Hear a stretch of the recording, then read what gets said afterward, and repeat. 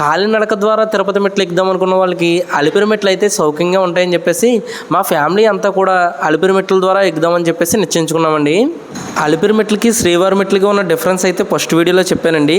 ఇంకా ఎంట్రన్స్లో ఉన్నటువంటి ఆ గాలి గోపురం చూస్తే చాలా ఎత్తులో కనిపిస్తుంది. ఇంక ఈ మెట్లు అయితే 3550 ఉంటాయండి. ఈ మెట్ల మీదుగా వెళ్ళే వాళ్ళకైతే అడవిలో ఉండేటువంటి చాలా జంతువులు అయితే కనిపిస్తూ ఉంటాయండి. ఇంక ఇక్కడ జింకను చూసి మా అమ్మ అయితే కేరింతలు కొట్టేస్తుంది. అలాగే శ్రీ మహావిష్ణువు కనిపించిన దశావతారాలు కూడా ఈ స్టెప్స్ ద్వారా వెళ్ళే వాళ్ళు అయితే అన్ని విగ్రహాలు చూడొచ్చండి.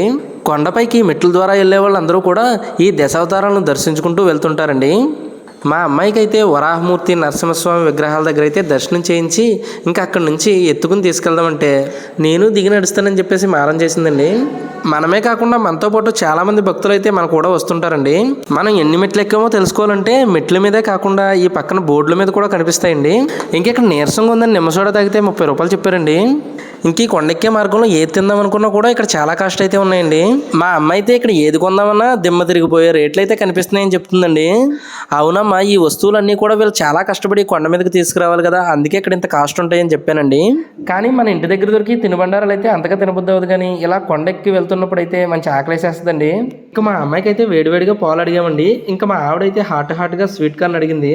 సరే అయితే తొందరగా తినే, మళ్ళీ మా అమ్మ వాళ్ళు వస్తే ఇంత రేట్ పెట్టుకున్నాం ఏంటని చెప్పేసి తిడతారని చెప్పేసి మా ఆవిడనైతే త్వరగా తినేమన్నానండి. ఇలా మెట్ల మార్గం ద్వారా వెళ్ళే వాళ్ళకి ఫస్ట్ ఎయిడ్ క్లినిక్స్ కూడా ఉన్నాయండి. ప్రతి 100 మెట్లకి కూడా వాటర్ ఫెసిలిటీ కానీ అలాగే టాయిలెట్ ఫెసిలిటీస్ కానీ చాలా ఎక్సలెంట్గా ఉన్నాయని చెప్పుకోవచ్చండి.